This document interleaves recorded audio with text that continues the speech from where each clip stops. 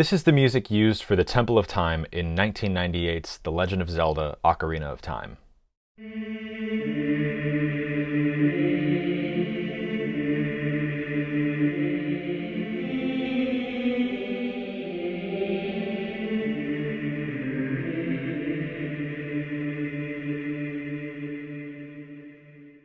And this is the music used for the Temple of Time in 2017's The Legend of Zelda: Breath of the Wild.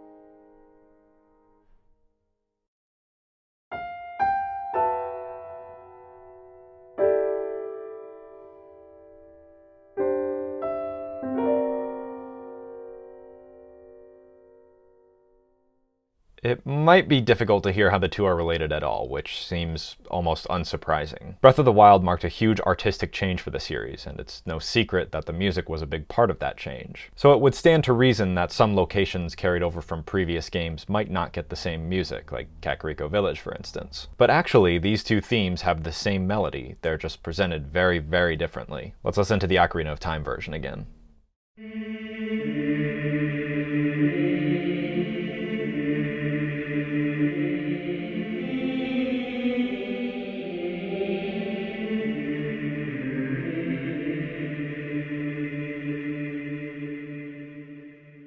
So there's hardly any harmony to speak of. There are basically just two voices, with one being the melody and then the other is just a pedal D. The only time the lower voice changes is near the end of the tune, where it goes down to a C and then comes back up to the D.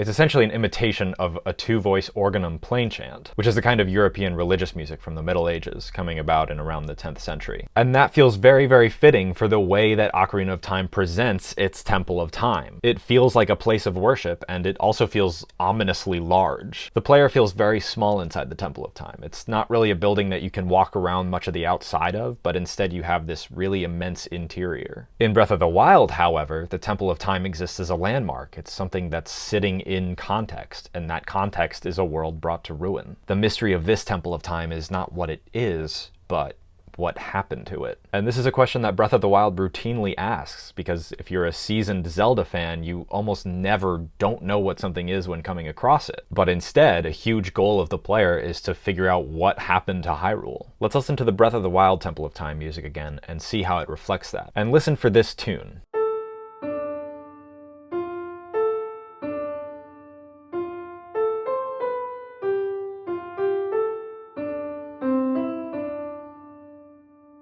If you listen carefully, you'll hear it.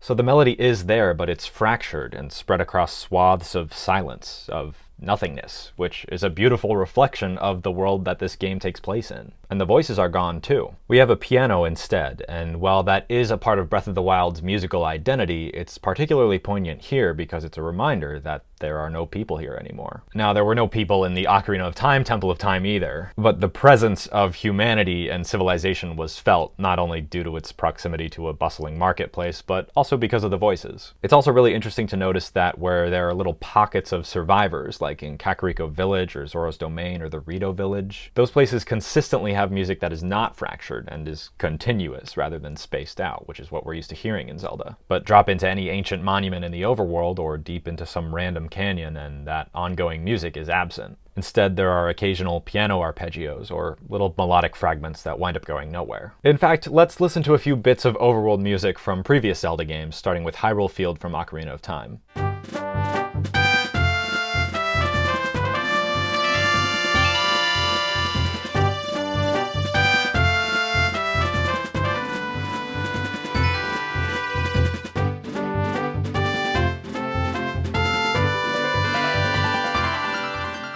So there's a clear sense of tension and release when it comes to the harmony, there's this constant driving rhythm, and there's a very clear melody. Now let's listen to Hyrule Field from Twilight Princess.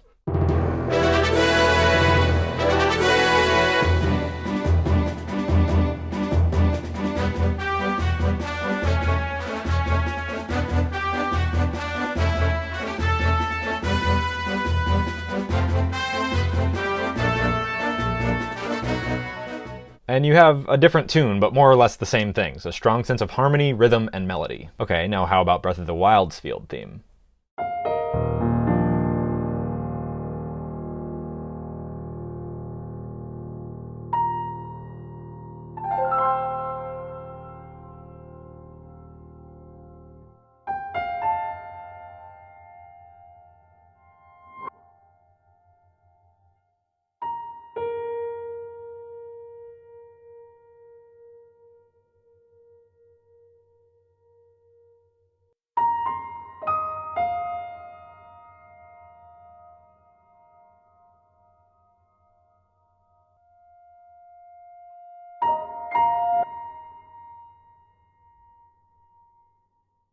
There's no clear tune at all. The ideas feel similar, but not necessarily related. And there's no driving rhythm at all. Instead of feeling like there's a specific goal that you've set out to achieve, the music is reflective of the fact that you can literally go wherever you want. And there's no big orchestra either. It feels very lonely. The chords are ambiguous too. The harmonic language of Breath of the Wild is really unique in that it uses a lot of sonorities based on fourths and fifths rather than exclusively chords built on thirds. And the chords that are built on thirds use a lot of extensions like sevenths and ninths and things like that. And sometimes there are sonorities that border on being straight up clusters. And what this does, at least in the way that it's done in Breath of the Wild, is convey a sense of openness. A lot of people criticized this game's soundtrack when it came out back in 2017. And while I understand that the musical style and language is very different from previous entries in the series, the game as a whole was a gigantic artistic shift for Zelda, and it would feel very weird if the music just kind of stayed the same. Like, can you imagine if you were exploring Breath of the Wild's map and all the while the Ocarina of Time Hyrule Field theme is just